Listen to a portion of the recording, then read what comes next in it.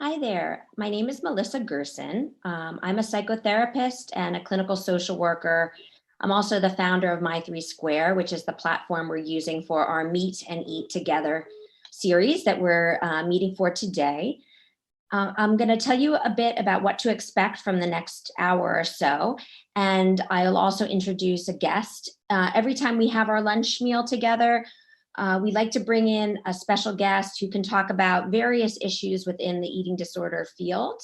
So today is my guest is someone named Piper Nunez, who is a psychotherapist, and she is a colleague of mine. We worked together for many years at Columbus Park in the outpatient setting.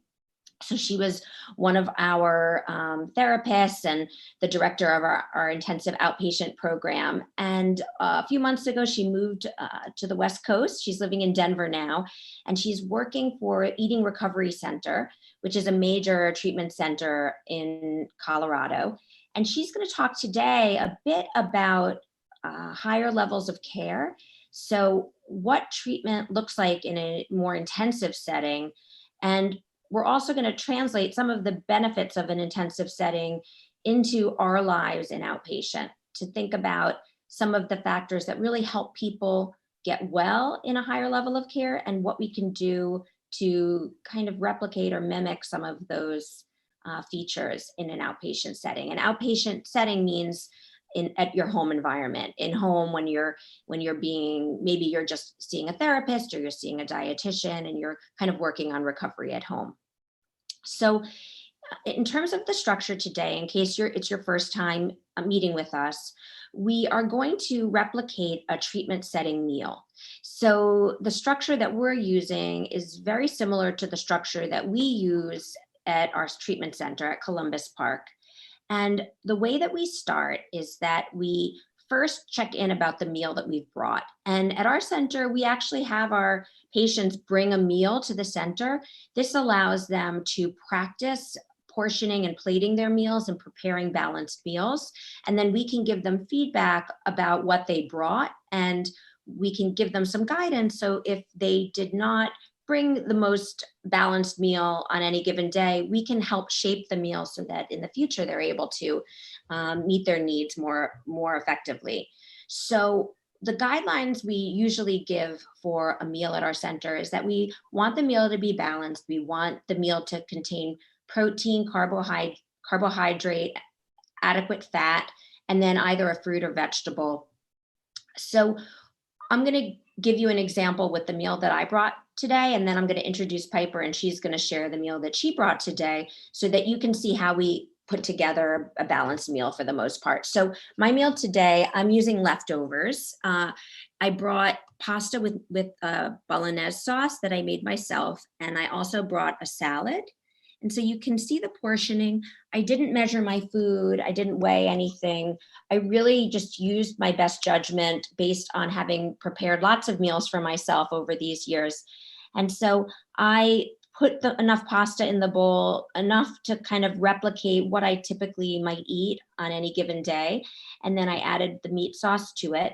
And then the salad is kind of a handful of greens with tomato and cucumber cut up in the salad. And then I coated the salad with enough dressing to cover all the leaves. That's how I get a sense of whether I've added enough dressing. And so you can see with my meal, I have the carbohydrate portion primarily in the pasta, also in some vegetables, a little bit of carbohydrate. I have a protein source in the meat. I have fat, which is likely in the meat because I didn't pour out the fat as I was cooking the meat. And then I also have salad dressing, which has a fat component. And then there's plenty of veggies, both in my bolognese sauce and in the side salad. Piper, I'm going to spotlight you. And this is Piper Nunez, star therapist. And maybe you can share your meal with us today.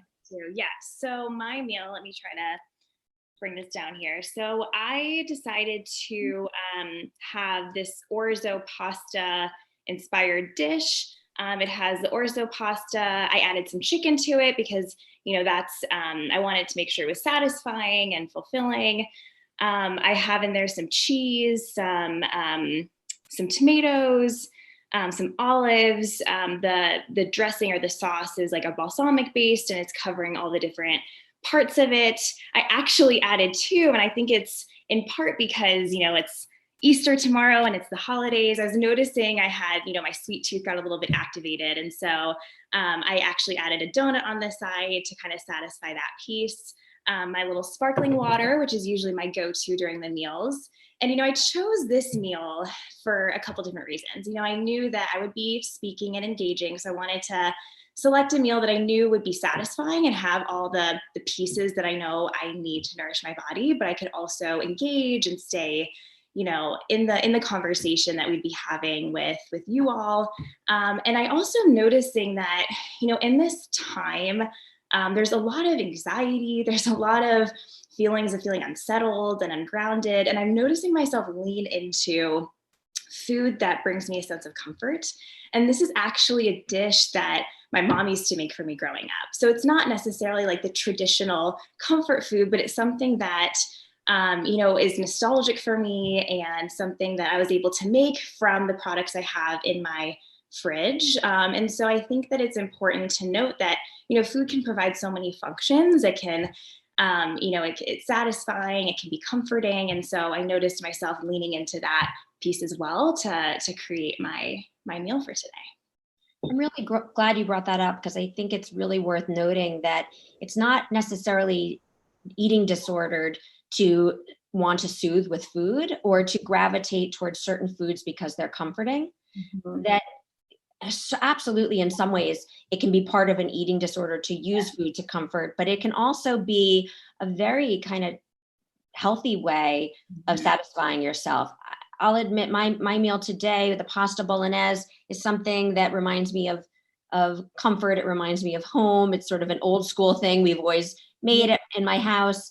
And so it's also bringing me a sense of comfort as well. Yeah. So again, it's really, food can be very comforting, and there's nothing wrong with that. Yeah. And I think that's a really good point, because I think that, especially in my work with eating disorders and kind of helping those who suffer, I think that it's really easy to fall in this like extreme black and white place. And I think it's important to note that as long as we're not like overutilizing something, right? If food is not the only thing that brings us comfort, I think it's really important, and kind of bringing, not judging ourselves for having that be part of the meal. That, as long as it's balanced and we're finding these other ways to find soothing and comfort in connections and family and friends and pets, right? That there's nothing inherently wrong about that piece of it when it comes to food, as long as we're expanding kind of the way we experience it. That's well said. Thank you, Piper.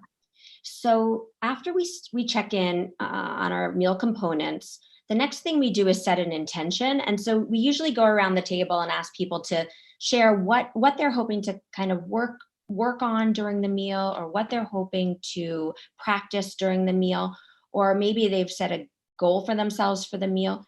So typically we let people choose their own intention, and you're welcome to set your own intention. But I thought today I would give a suggestion of an intention. And this is an intention to try to practice something. And one of the things that people talk about often when they struggle with eating is that during a meal, they get bombarded with thoughts about and judgments about what they're eating or how they're feeling. And so that's kind of a standard part of anyone working through recovery, is having to try to manage those thoughts that kind of intrude into your mealtime. So today I want to practice a strategy that's from a particular treatment that we're going to talk about today. It's called ACT. And this is a strategy for kind of controlling your thoughts and distancing from your thoughts so they don't have as much control or influence over you. So I want you to imagine that your thoughts are in a radio, so that your brain is kind of like a radio, and the radio can play with the volume up or it can play with the volume down. And so anytime you have a thought, you're noticing a thought come into your mind, just do your best to imagine that thought is coming out of this radio. And if you can at all turn that volume down a little bit, that would be helpful. So I'm sure you've all had the experience of having the TV on or the radio playing in the background. And that's what I'm going to ask you to try to do, to allow your thoughts to be kind of like background music, as you are tuning your attention into the conversation today and continue bite by bite to complete your meal. So this is a strategy called diffusion, and it's about separating from your thoughts, distancing from your thoughts, or controlling your thoughts. And so let's try this radio chatter thing, and so everybody get ready to turn the volume down on your thoughts. So what I'm going to do is I'm going to set a timer for 15 minutes. That will bring us about halfway through the eating portion of the lunch meal today. And then we're going to set another timer for another 15 minutes. So the goal is to try to finish your meal within about 13 minutes time. And I'll let you know when we're halfway through and then when we have about 5 more minutes left of the eating portion. Piper, you're going to try to eat while you're talking, but since you're going to be doing most of the talking, you're off the hook. You may have to finish your lunch at the end or afterwards, but I'm going to try to keep eating at a consistent pace throughout the meal. So if anybody is working on pacing, maybe you can watch me a little bit and you can kind of, if that's something that you're working on, you can try to replicate. And I'm going to try to show you my meal. When we do meal support with folks by video, we try to make the meal, angle the laptop in a way that we can see their meal for the most part. So we can see if they're engaging in any behaviors that we want to interrupt. So for example, sometimes people will play with their food a little bit or struggle with their food, so move more slowly, or maybe eat certain components. Like they might move from one component, like maybe they'll eat the protein first, then the vegetable, then the carbohydrate. We see that a lot. So I'm going to try to move between all my different components, maintain a steady pace, try to talk, and see if that can work. So I'm going to set the timer and let's start eating. And Piper, welcome. I've known Piper for almost 5 years, maybe at this point. I think it's about 5 years. She joined me at Columbus Park about 5 years ago as a therapist and was a beloved part of our treatment team. So we miss you terribly. And I think what you'll notice about Piper is that she always maintains this very calm, very organized presence as she shares and talks and does her therapy work. And so I think that's going to be a nice energy throughout our meal. Mm-hmm. And then Piper, what I'd like to start with, if it's okay with you, is to talk about your current work. Yeah. You are currently at Willow, which is a partial hospital program at Eating Recovery Center. Can you tell us a little bit more about that setting and what you do on a daily basis there? Yeah, definitely. So Melissa's right. I work at Eating Recovery Center. There's multiple locations throughout the country. I work in Denver at a facility called Willow. And this is actually, I work on the continuity of care unit. So what that means, and it's relatively new actually. So what that means is I follow a patient who comes in our doors through the inpatient level of care, the residential level of care, and then down to partial hospitalization level of care. So I can explain a little bit about what those different levels mean, how we assess someone meeting criteria for those different levels of care, and what I've witnessed as a therapist, kind of seeing someone transition through the levels that I think is really awesome and cool. Like I feel, really grateful to be part of someone's recovery process in this way. And I can speak to a little bit about what I witnessed. So inpatient level of care is the highest level of care that we provide. And this is really someone's coming in at an inpatient level who's pretty compromised by their eating disorder. It's pretty severe. So the focus of the work is medical stabilization and weight restoration. So someone who comes in our door who meets criteria for inpatient, they might be actively suicidal. They might be suffering from self-harm behaviors.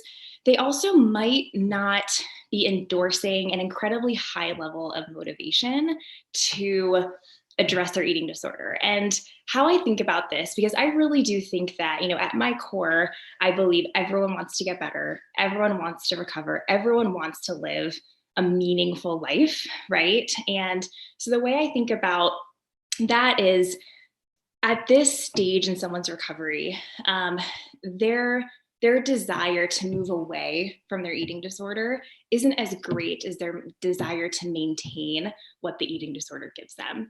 I think that there's a lot of functions to eating disorder, a lot of positive reinforcement around an eating disorder and how it's kind of built a system around it. And so at this point, their desire to move away just isn't as great as their desire to keep it and maintain what it does for them.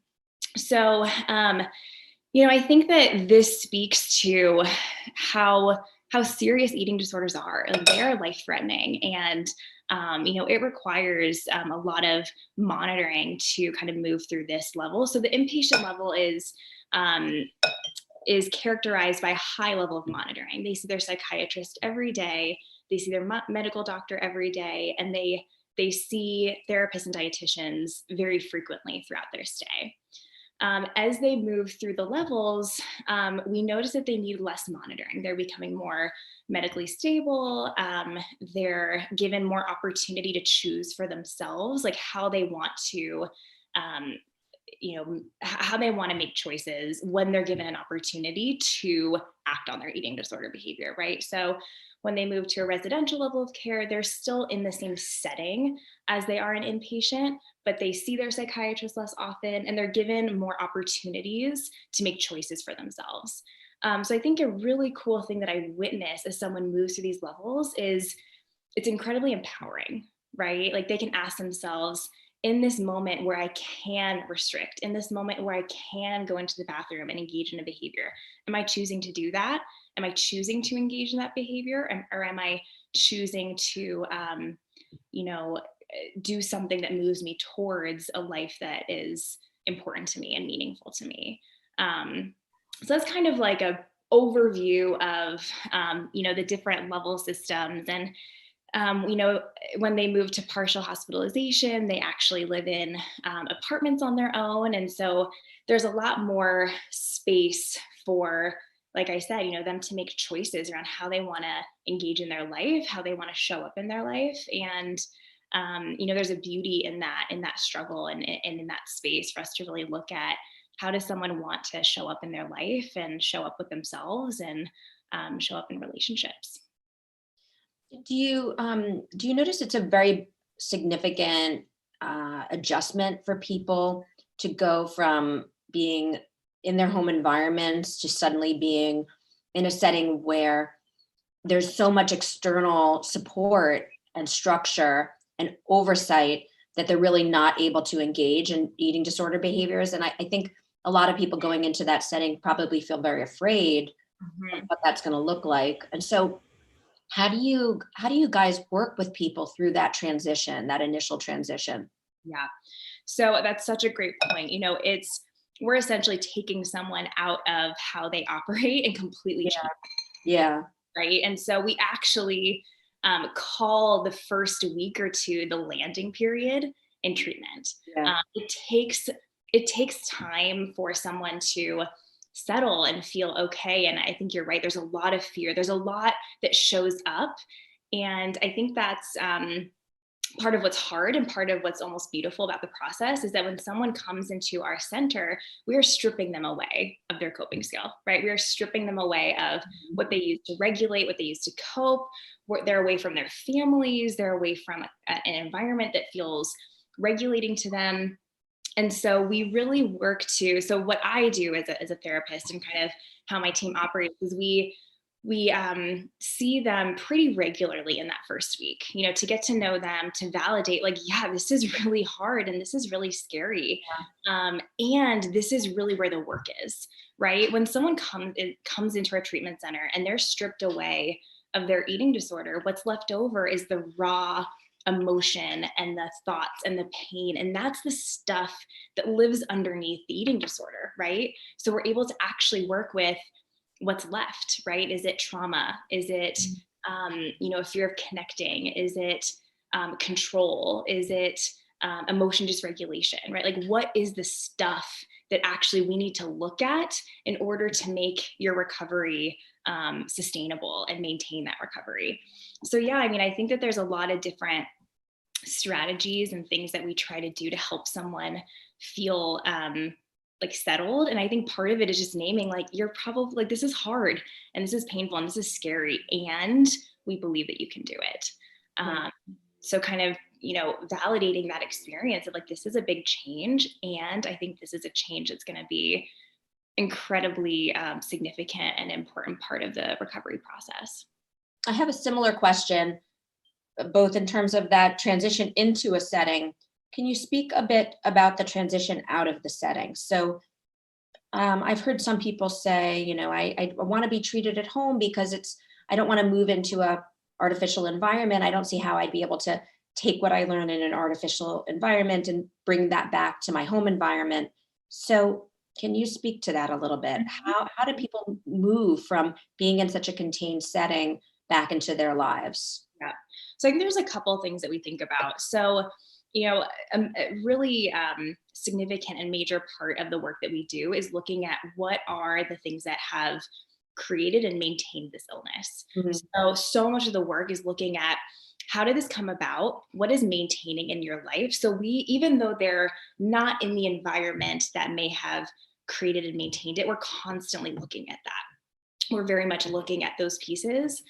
I think another piece is, this is a community-based treatment that we offer. And so I think that in any, therapeutic group setting or any therapeutic work, the patterns that play out in our lives are going to be playing out in this setting. And so I think it gives us an opportunity to look at, hey, I'm noticing that you're pulling away from this group, or hey, I'm noticing that you might have some worries about connecting. Like, where is this showing up in your life? How does this play out? So we're very much looking at the broad view of how this shows up in this person's life outside of this like microcosm that they're in. I think another really big piece is just how we set up the levels of care. We are kind of moving them through a level system that starts to kind of take away some of the structure and some of the pieces that I think help them interrupt the behaviors in the first place. So we're kind of, it's almost like we're taking away some of the scaffolding, right, as they're moving from inpatient to residential to partial, so that they are getting more practice with more freedom and less external kind of forces, if you will. And then another really significant piece of the work that we do is looking at what happens next, right? What happens when you go home? What shows up for you? So yes, we're very focused on, the environment that they're in, but we're constantly looking at what is this going to look like? Let's predict together. Let's wonder, when you go home, how is this going to show up for you? How are we going to take what we learned here to translate that to an environment that's completely new? A huge part of our work too that we value is aftercare planning. So in the last like month that someone is with us, we look at what's your system, what's your support system going to look like? What is your therapeutic team going to look like? How are we going to modify what your community looks like outside of here based on what we learned? Like, hey, you may have come in and didn't have a strong sense of community or didn't feel connected to people. How do we build that back in when you go home? Because this is a really important piece of what I think maintained and led you to us in the first place. So it's really having a lot of, genuine, authentic conversations around what is this going to look like? Because you're right, it's going to be different. And how can we use these pieces that, we found really helpful for when you go home? Work a lot with families. I know sometimes people come to Denver from far away. How do you integrate family work into that process, given some of the distance, and also just how important it is to have a family component? So we highly value family involvement. And I think this is something that our listeners can take away just in general, is how important a system is when we're trying to combat an eating disorder. Mm-hmm. So the way we think about it at ERC, and the way I would encourage the listeners here to think about this, is each week we devote at least one session for a family session. And this could be whatever the patient identifies as their family. It can be parents, it can be a spouse, it can be friends, right? It's whatever the identified family of what the patient, says is important. And, I think the reason we value this so much is that, yes, an eating disorder affects the person. It also affects the system, and the system plays such an important role in fighting this. I think that we enter into certain styles of conversation with family members, or in our best effort to help someone with an eating disorder. Sometimes our well intentions can actually land in a way that is invalidating or is not so helpful or effective, because this working with someone with an eating disorder requires an advanced skill set. So we bring families in, oftentimes it's virtually, but it provides a platform and a space for us to provide education on what we know is so helpful and effective with working with someone. And so I think that, that's how we use it. And I would encourage, the listeners here to think about,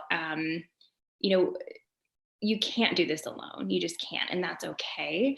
And so I think bringing in anyone who can partner with you and who can support you and can help you, it can be a hard thing. There can be maybe shame that comes up around, talking with family around this. There can be fear. There can be a lot of different blocks to involving families into treatment. And I think that you need a village. It takes a village to kind of fight through something like this. And so I would encourage our listeners to think about who your support system is and who can help assist you in this battle, because it's something that, requires a system to change, and the system's affected, whether people kind of say that or not. Yeah, that makes a lot of sense. Can you speak about a multidisciplinary team, what that is, and how it's important in the higher levels of care? Mm-hmm. Yeah. So what a multidisciplinary team means is it's a patient who comes in. So anyone who comes in our door, they're met with a multidisciplinary team. So what that means is they're met with a therapist, a dietitian, a medical doctor, and a psychiatrist. So that is the team that works with them, and it's multidisciplinary because we kind of work together, but in our own disciplines. And I think that this speaks to how we need to kind of respect the power of an eating disorder. And, it takes, especially when someone is in inpatient level of care, they need to be monitored daily by the medical doctor. Heart rate needs to be monitored, vitals need to be monitored. And, the dietitian works really thoughtfully and intentionally around catering the meal plan to this person's needs and the nourishment that they need in order to move through it in a really safe and effective way. So we spend a lot of time working as a team, as a system, with each of the individuals we work with. But that's kind of what the multidisciplinary team means. And I think that each discipline offers something so unique and special.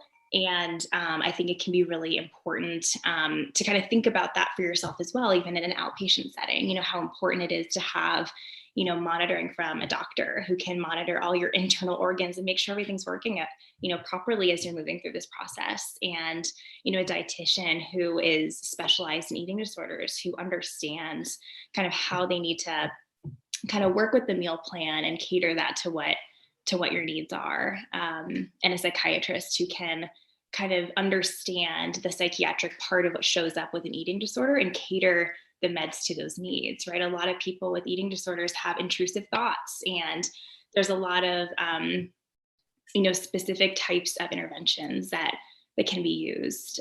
So that's really what we lean into in our treatment. Made me think, as you brought up the dietitian and the meal plan and how a dietitian will work with someone around their meal plan in an inpatient or residential setting. I know a lot of people are very afraid of losing the control over the food piece, being in a setting like partial hospital or residential or inpatient.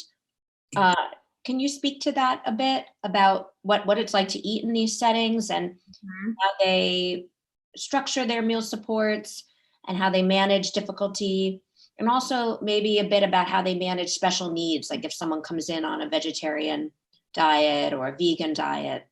Yeah, I think that I think you're exactly right. I think it's really, it can be really scary to come into this place and feel like you're losing a sense of control. And so I think that that's a lot of what we talk about with our patients is what's that like, what is this in service of, the temporary nature of that feeling. And how this is really in service of them, their authentic selves, really gaining that control back, rather than this illusion of control that is felt with an eating disorder. And so the way we set up meal structure is, our patients have 3 meals a day, 3 snacks a day. And we can, because we're so involved and invested in the day to day, we can really work to, if someone needs a little bit of additional support, we can have supported dining where the dietitian can actually eat with them one-on-one. The therapist can do exposures with them and eat one-on-one, but it's really structured. And there's an intentionality behind that structure and kind of the way it's set up. I think that it's really regulating, it's really predictable, and that's really important in kind of helping someone interrupt the patterns that they came in with.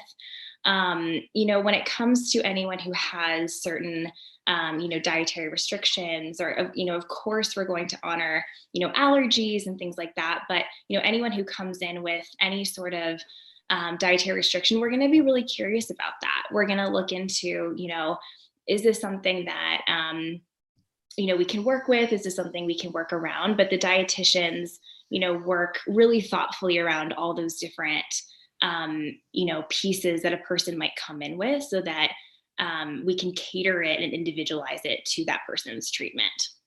That makes a lot of sense. And I think the idea that we want to really understand if there are particular restrictions that somebody's coming with, part of the treatment is really understanding, are those restrictions more related to the control of the eating disorder, or are they grounded in something else? Exactly. And so that's going to be a process, whether you're in a residential setting or whether you're even in an outpatient treatment. Right. Because I think the whole idea and what we're trying to work towards is we want to make these choices feel like your choices, right? Nothing else's choices, right? Oftentimes our patients will tell us like, but I have to do this. Right. And so when I hear that, I wonder, like, is this coming from you, or is this coming from a part of you that feels compelled to do this out of, fear or avoidance? And we want to make it feel as empowering as possible, that at the end of the day, if you, leave our treatment center and choose to have, a certain type of meal plan, that is ultimately your choice. And that it is coming from you and nothing, else that kind of feels like it's like compelling you to do that. So, we really try to make it feel like, all of the people we work with are treated as the individuals that they are. And like, yes, we are trying to fight this eating disorder and this illness, but we're really trying to be curious around what it means for them, what it looks like for them, so that it can ultimately be sustained recovery. Yeah. And I think we're going to talk a little bit about ACT now, but I think it goes, whether you're in an inpatient setting or an outpatient setting, any good treatment is going to be about really connecting with what you want for yourself. No one's going to make you do anything. That this is really about you getting to some place where you might say to yourself, I think, there's a part of me that has had enough of this, or at least that there's a part of me that feels like I'm curious about a life without my eating disorder. And generally, treatment is about really finding out what you want for yourself. And a big part of that is connecting with your values. What kind of life do you want to live? Who do you want to be? What kind of legacy do you want to leave behind? And oftentimes when we ask those questions, we get to a really kind of organic place where people say, I really want more for myself than this. I see the way that my eating disorder is displacing so many other important things in my life. And I want to increase my desire for these other important things. Increase my desire for these other important things and decrease my desire to hold on to this eating disorder. So there's so much, regardless of the level of care, so much of the early work is about building that motivation and that commitment to doing the work of recovery. Mm-hmm.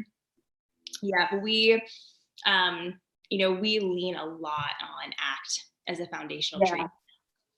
If it makes sense, I can start moving into kind of. Yeah, so tell us a little bit more about ACT. Yeah, so ACT, it's a behavioral treatment, and it's a type of treatment that moves a little bit away from this idea of changing cognitions or changing unhelpful thought patterns. And it's really about, how do I move towards a value-driven life and make space for the pain that comes with it, right? I think that it's so easy for us to get caught in this belief that we can control the thoughts that come to our mind, or we can control these stories that we've come by honestly in our lives, right? And the more we believe we can control them, the more suffering it oftentimes brings for us. So ACT is all about, it stands for acceptance and commitment therapy. So it's all about accepting thoughts and feelings as part of being a human being. It's choosing a valued direction for your life and taking action towards that life. So I think that, ACT as a treatment is so meaningful and so powerful. And I think especially when we're targeting eating disorders, it helps target some of the maintaining factors of an eating disorder. So what I mean by that is, it can target rigidity, right? So ACT is all about learning how to be flexible in our life and learning how to, if relationships are important to me and if connecting is important to me, and that means, going to a pizza place, right? How can I be flexible in my eating so that I can move towards this value that's so important to me and brings me so much satisfaction and fulfillment? It helps target isolation, right? Oftentimes eating disorders thrive in isolation and being by yourself. And so it garners a sense of moving towards others, right? Oftentimes it's very hard to engage in a value by yourself. It's not impossible. And there are values that, we do on our own, but it's very kind of community driven and kind of moving towards people and towards communities that also value the same thing. We have about 5 more minutes for the eating portion if you're still working on your meal. Don't worry, Piper, you don't have to eat and talk at the same time. That's very hard. I appreciate that. Another thing that it targets is the inability to see the big picture, right? So I think when those who suffer from eating disorders are very kind of inward facing, are very stuck in the weeds, if you will. And so it helps us look at the bigger picture of our life, what we want in 10 years, in 20 years, right? I know that even at Columbus Park, we use that, 80, when I turn 80 years old, like what do I want my life to be about? So it's looking at the bigger picture and not just kind of what is happening right now for me. And the last thing that I think it targets so effectively is this idea of emotional avoidance, right? I think that when pain shows up for us as human beings, we're kind of conditioned to like try to fix the pain, control the pain, or avoid the pain. And sometimes we have found that we do that through harmful or more maladaptive things, right? Eating disorders, self-harm, these other things that, we try to do to control the pain in our life that is actually just not controllable for us. So it kind of helps us lean into, how do I move towards something I really care about and make space and hold it gently, the pain that shows up. And it's not something we need to move so quickly away from, because oftentimes when we restrict it away or move it away, we're restricting so much more in our lives, right? Like we're restricting the pain, but we're restricting the joy. We're restricting the connection, right? And it tends to make our world really small. And so ACT is all about expanding upon this, expanding our life, fulfilling our life, and figuring out ways to hold the pain differently in a way that doesn't get in the way, but we can continue moving forward. It's interesting. I think ACT has been studied in its use with people who struggle with chronic pain. So when Mm-hmm. we talk about pain, we're talking right now, I think, more about emotional pain, but it's interesting that this treatment has been used with people with physical pain, Mm-hmm. because sometimes people have physical pain and there's no real treatment to manage the pain. And so these people deserve to have a full life Mm-hmm. anyway, Mm-hmm. and have to find a way to live life fully in spite of their pain. So much of this treatment is around, recognizing the pain, validating the pain, and then learning how to do it anyway, to live in your life fully, even if the pain is there.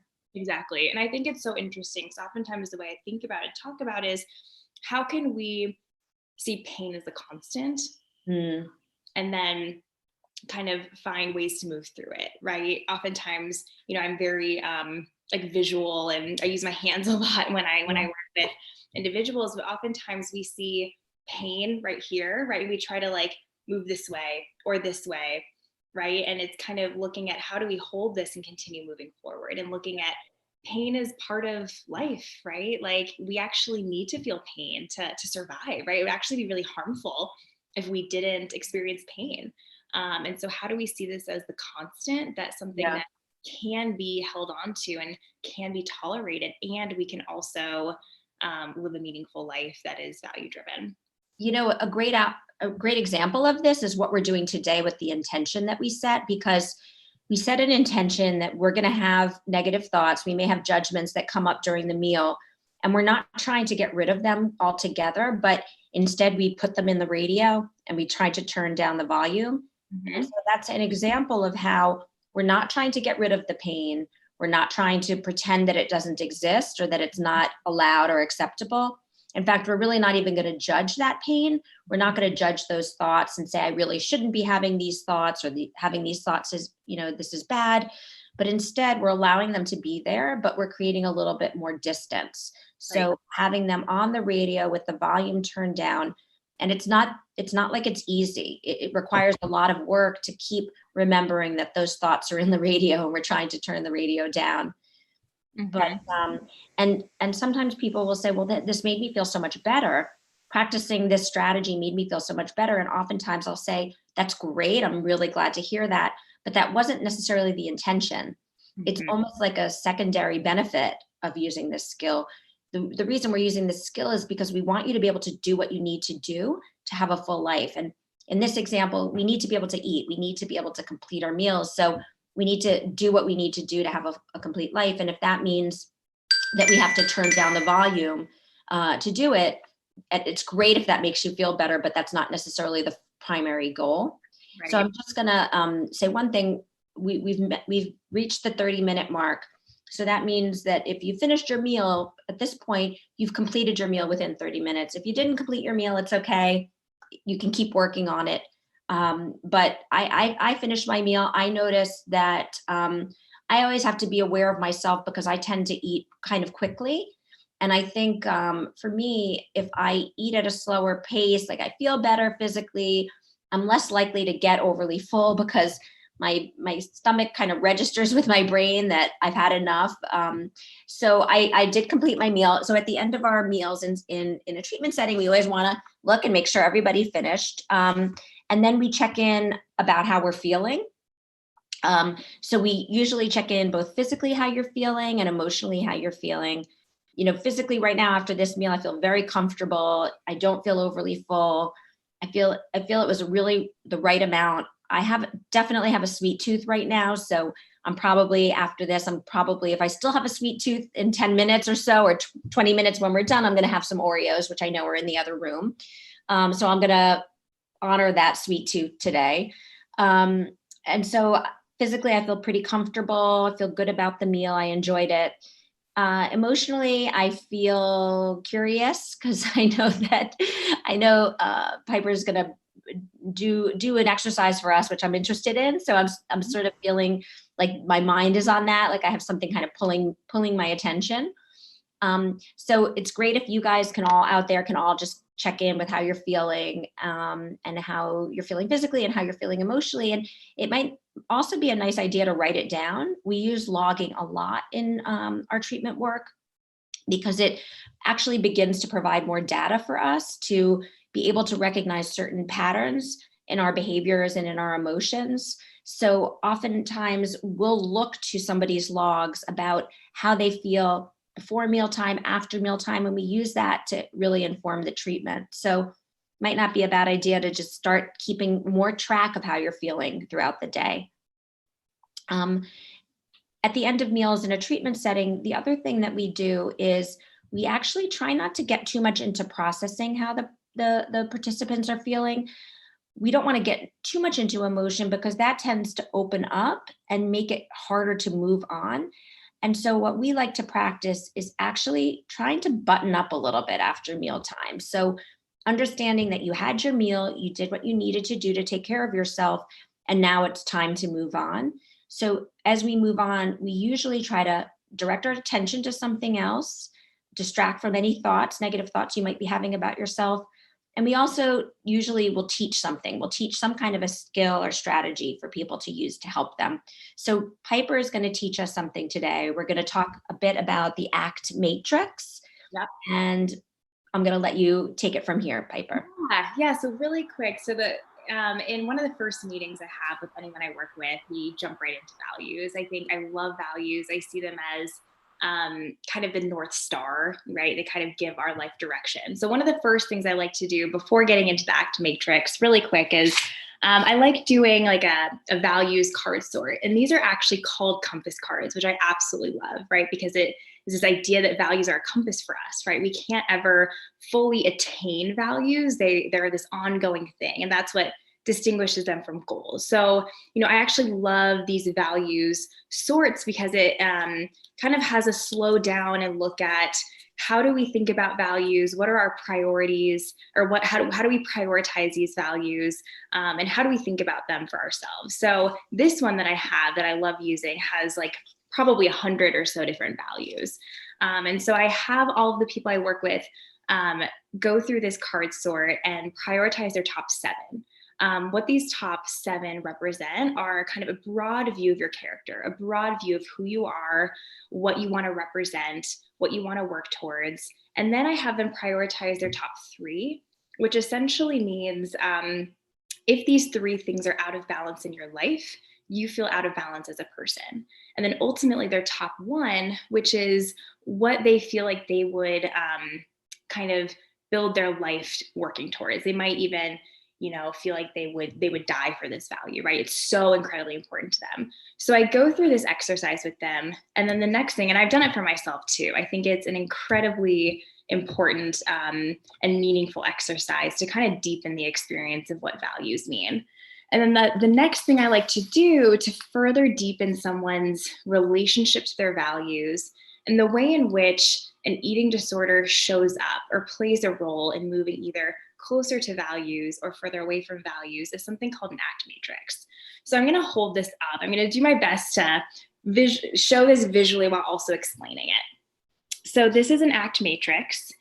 And if you can see it, so I start with a quadrant. And what this quadrant does is that on the bottom part of this quadrant is our internal world, our internal experience.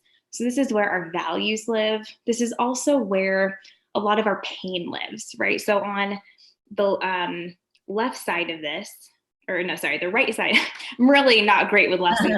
This side, right, is our internal stories, narratives, thoughts that show up for us that we have come by honestly in our lives, right? This can come as a result of trauma. It can come from the result of how we grew up, right?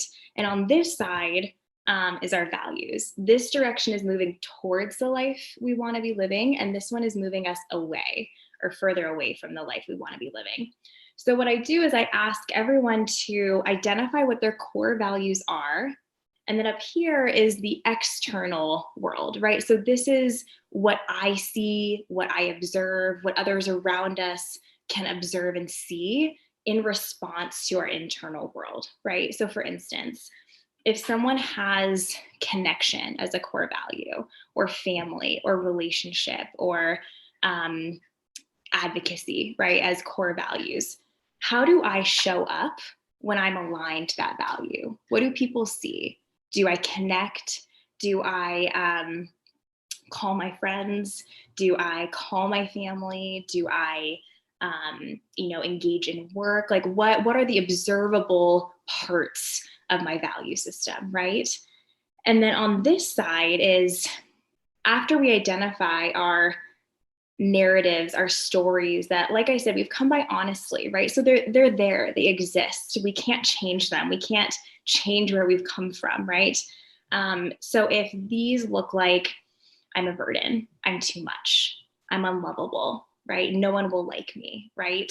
Um, how do I show up in response to those stories? So when I fuse to those, right? So this is where the whole idea of fusion, if I attach these stories as true about who I am, how do I show up in response, right? Maybe that looks like I isolate, I pull away.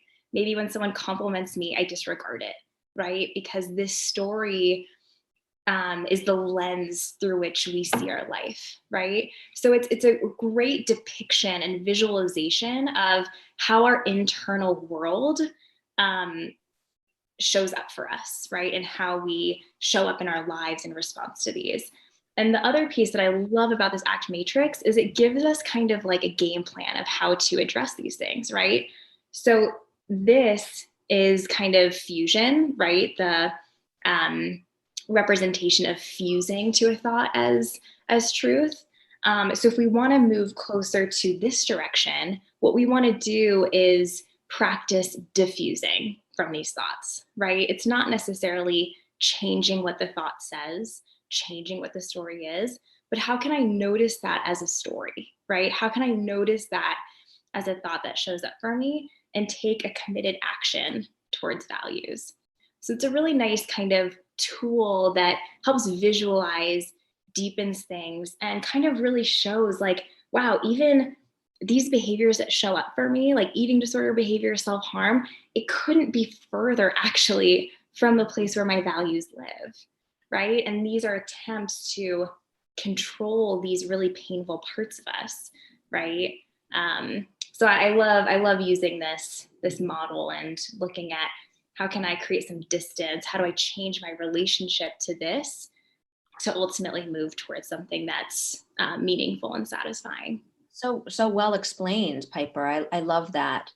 Um, Now, let's say you're somebody who can identify some values that are important to them and maybe can be aware of the negative stories, the negative memories, the schemas that burden them. Mhm. What are some ways to kind of help them motivate toward that moving forward side of the matrix?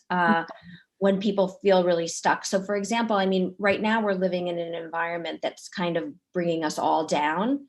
It's really hard, I think, in the current circumstances to get unstuck and to take action that's necessary to move forward. I think everybody's just feeling just very like burdened and heavy and really sort of connecting more with negative thoughts as opposed to positive ones. So how can you just get that spark of energy? Like, and I hear you talk about values and what's really important to you and who you want to be. That sounds really, really good. Mhm. How do people lift themselves up to get there, especially if they don't have someone, a therapist, or they don't have anyone close in their lives to kind of help them work through this? Move forward. I think when I hear you say that, my answer actually kind of what resonates to me is this idea of acting opposite, right? I think that part Yeah. of it is being really concrete around what does this value mean and what does it look like? And what are some really specific actions, big or small, right? It doesn't matter how big or large scale, right? Identifying like two or three things that I feel are related to a value, right? And Mhm. so I think that this idea is I don't necessarily have to feel motivated to do it in order to do it, right? I So think just do motivation, it anyway. Just do it yeah, anyway. yeah. Yeah. I think that when we feel motivated, that's like a bonus. That's an added Yeah. plus. It's Yeah. this idea of how do I engage anyway, knowing that the more I engage, the more that will satisfy me because it is something related to a core value. So I think it's being really specific. It's kind of honing in on like a SMART goal, right? So it's specific, measurable, attainable, reasonable, and time sensitive, right? Yeah. We want to make those committed actions something that we feel like we can do, that we can attain, right? So if we're kind of quarantined in our homes, right, like our values might feel a little limited, Mhm. and we can still work towards them, Yeah. right? It's being really specific around what those actions are, and knowing that we can, if I have the thought like I'm not motivated, right? Or if I have the thought I don't feel like doing that, right? Again, that's just a thought, right? And we can do it anyways. And then that builds kind of the motivation and the satisfaction to kind of continue helping us move towards. So I love that. I love how you just practice diffusion when you in that statement, because we have to remember that these thoughts are just thoughts and they don't have to be truth. They don't have to be commands. They don't have to mean that you need to act on those thoughts, that you can still act on thoughts that you choose. Right. So, and which is another point, that we can choose our values. So even if right now you're thinking, I don't even know what my values are, honestly, I feel so dark right now. I can't really even connect with who I want to be or what's important to me. That happens a lot for people. And what you can do when you feel that way is try to think about, imagine what you could want to be connected to or what you'd like to be a value. Just pick one. Pick Right. one. There's a lot of resources online, actually, for ACT. ACT, the people who created ACT and who deliver and train in ACT are very generous. And so it's amazing how much you can access online in terms of tools and worksheets and training and information about it. And so if you Google, ACT values, list of values, Google it and you'll find worksheets. There are some worksheets that have dozens and dozens of values that you can review, and you can try to pick one or pick two or pick three if you can. It's great. So you don't even have to feel it so much within you. You can try one on for size and then just do it anyway. So for example, if you want to try on the idea that you want to live with presence and with an energy that's connecting to other people, if that feels important to you, or you imagine like that would be a nice value to have, then even though you're not up to it, maybe tag someone on Facebook or reach out to someone that you haven't talked to in a very long time, or connect with some kind of volunteer agency right now where you might have human contact, and there might be something small that you can do in the community that could give you a sense of having done something positive. So no step is too small. No action is insignificant. Exactly. And I think too, our values can change, right? So something that we choose now, right? We can decide, right? That's like the beautiful part of it is we can decide what we want to value. So if you're not sure and you choose one, and like you said, you try it on, in a month we can, change what value we want to be working towards. And I think it's not a place for us to be judgmental around what value we choose or what shows up for us in any given moment. There is no inherent right or wrong, right? It's just kind of what feels true to you, and just being curious around what shows up and how you feel like you can move towards that. Thank you so much, Piper. It was so nice to see you today and to hear from you and the amazing work you're doing. Thank you so much. This was so great. Thank you so much for inviting me on here. And everybody, I hope you have a good